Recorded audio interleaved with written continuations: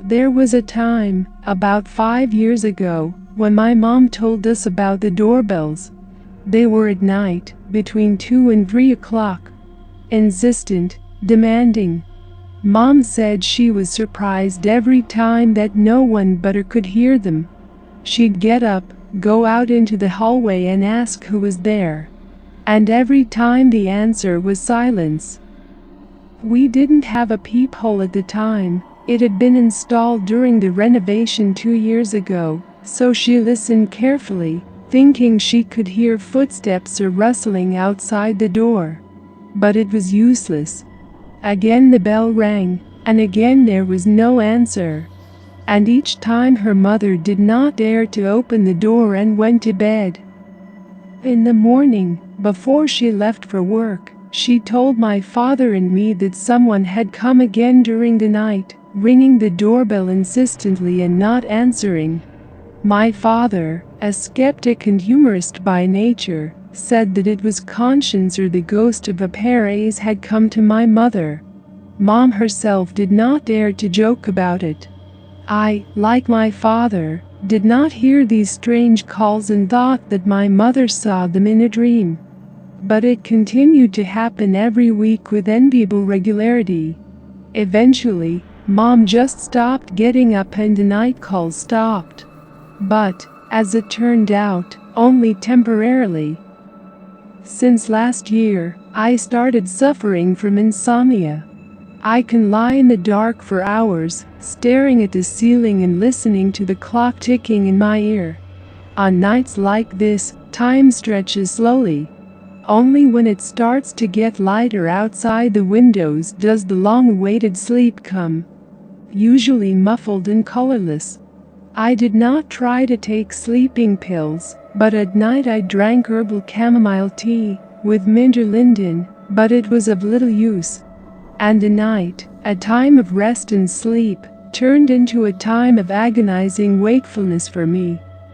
It happened on one of the sleepless nights. It was early February, the night was dark and moonless. It was snowing outside the windows, and I was alone in the apartment. My mom and dad had gone to my godmother's house, but they couldn't come back because the buses were cancelled because of the weather. I went to bed late, around 1 o'clock in the morning. Usually I go to bed earlier, since the couples go on the morning shift. But as soon as my head touched the pillow, I realized I couldn't sleep. I tossed and turned, wrapped myself in blankets and plaids, and covered myself with my pillow, trying to force myself to sleep. But all my attempts failed. I had to roll over onto my back and lie still, thinking about everything in the world, and waiting for the sky to lighten, and for sleep to come with the first rays of dawn. Suddenly I was snapped out of my musings. The doorbell rang. The ringing was shrill. Someone was pressing the bell button too hard, as if they wanted to wake up the neighbors as well. Deciding my parents were back, I hurried to the front door and reached for the lock, asking who was there. No one answered. I became anxious. The bell rang again with the same insistence. "Who's there?" I said. "Answer it." Only silence in reply. I listened. There was no sound from the door, complete silence. I felt a chill run through my body. The bell rang again. I lifted myself up on my tiptoes and looked through the peephole. Everything around me is illuminated by the bright light of 2 bulbs. On the threshold stands a boy of about 10 years old, in a fur coat, without a hat, in felt boots, with rubber bands hanging from the sleeves. His hair is dark, his face is round but inexpressive, and his eyes are large and colorless. It was snowing outside, but there wasn't a single snowflake on him. His clothes were dry. He raised his head and looked up, as if he knew I was looking at him. And then I realized that how could such a little boy reach the bell? Why doesn't he answer it? Where did he come from? We don't have kids that age in our house. The thought made fear creep into my bones. I continued to stare, and suddenly the boy's lips curled and his face darkened. He opened his mouth and said, "Don't look at me." His voice was hoarse and creaky, like an old man's. "Don't look at me, or it will be worse." I bounced fearfully away from the door into the hallway, and he was already scraping at the door and muttering hoarsely, I saw. I saw. I saw.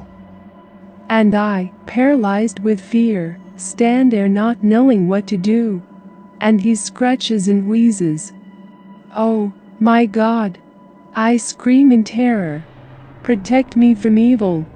And with a trembling hand I begin to baptize the door. Help me, God. Protect me from evil. And almost immediately the grinding stopped. Something rumbled, banged on the door, and fell silent. I continued to make the sign of the cross with my hand. I stood like that for another 10 minutes. I listened. Silence. I didn't dare look through the peephole. I went back into the room, turned on the light and hid under the blanket. Soon, probably from overexertion and fatigue, I lost consciousness. My parents returned at noon. They woke me up, complained about the weather, and asked what had happened to the front door. They said there were scratches on it. The door trim had recently been replaced, and the scratches were small but noticeably deep. I thought I was going to faint when I saw them, but I didn't. I held it together. Since then, neither my mom nor I have heard the doorbell ring. Well, thank God.